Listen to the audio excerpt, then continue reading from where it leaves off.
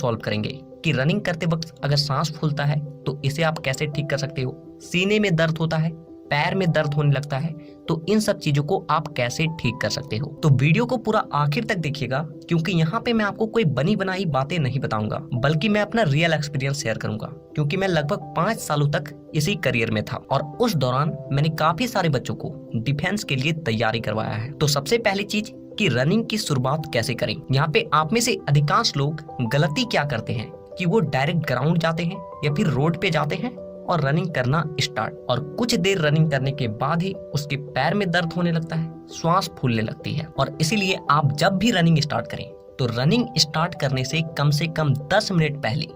Warm up और stretching अच्छे तरीके से कर लें, क्योंकि जब आप रनिंग नहीं कर रहे होते हो तो आपका पूरा बॉडी रिलैक्स मोड में होता है, आपके मसल्स एक दूसरे से सिकड़े हुए होते हैं और जिसके चलते आपका बॉडी ठीक तरीके से नहीं खुल पाता है और आपका पैर पकड़ने लगता है, आपकी श्वास जल्दी फूलने लगती है। दूसरी बात कि रनिंग करते समय पैर कैसे पटकें, और यहाँ पे लगभग 90% बच्चे गलती करते हैं। आप में से अधिकांश बच्चों को लगता है कि अगर मैं पंजों के बल दौड़ूंगा तो स्पीड दौड़ पाऊंगा। हाँ, ये बात सही है, लेकिन ये चीज हर वक्त काम नहीं आती, इसीलिए ध्यान से समझिए मैं क्या बोल रहा हूँ। अगर आप कोई लॉन्ग रनिंग कर रहे हैं, जैसे कि 5 किलोमीटर हो गया, 10 किलोमीटर हो गया, 1600 मीटर हो गया या फिर कोई मैराथन हो गया, ऐसी स्थिति में आपको कभी भी अपने पंजों के बल नहीं दौड़ना है, क्योंकि पंजों के बल दौड़ने से आप जल्दी थकते हो और ऐसी स्थिति में आप लॉन्ग रनिंग कभी भी कंप्लीट नहीं कर पाओगे। तो अब आपको पैर कैसे पटकना है वो ध्यान से समझिए। आप जैसे ही अपने पंजों को जमीन से सटाते हो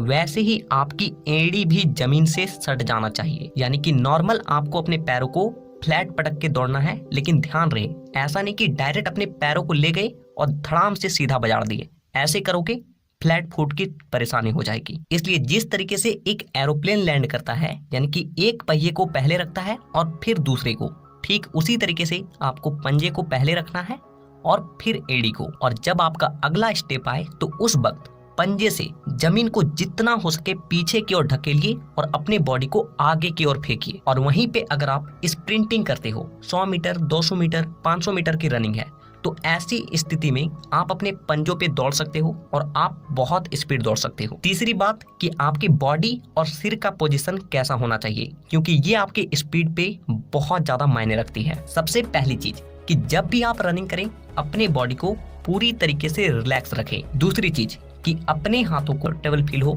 आप वैसे दौड़ें। तीसरी चीज कि अपने सिर को स्ट्रेट रखें, अपने गर्दन को स्ट्रेट रखें, लेकिन अपने बॉडी को थोड़ा सा आगे की ओर झुका कर दौड़ें। ऐसा करने से सामने से आने वाली हवा आपको कम महसूस होती है और आपकी स्पीड काफी ज्यादा बढ़ जाती है। चौथी बात कि हम लोग को श्वास कैसे लेना है, तो देखिए यहाँ पे भी आप कुछ हैक्स को यूज कर सकते हो और अपने स्टेमिना को बचा के ज्यादा से ज्यादा स्पीड और लंबा दौड़ सकते हो। अगर आप लॉन्ग रनिंग कर रहे हो, जैसे कि एग्जाम्पल के लिए आप 5 किलोमीटर की रनिंग कर रहे हो, तो जब आप रनिंग की शुरुआत करें उस वक्त आपको केवल अपने नाक से श्वास को लेना है और नाक से ही श्वास को छोड़ना है, क्योंकि शुरुआती समय में आपके बॉडी में स्टेमिना एकदम पीक पे रहती है, आपका ताकत भरपूर रहता है और इसीलिए कम ऑक्सीजन में भी आपका बॉडी अच्छा खासा एनर्जी प्रोड्यूस करता है और आप जल्दी नहीं थकते।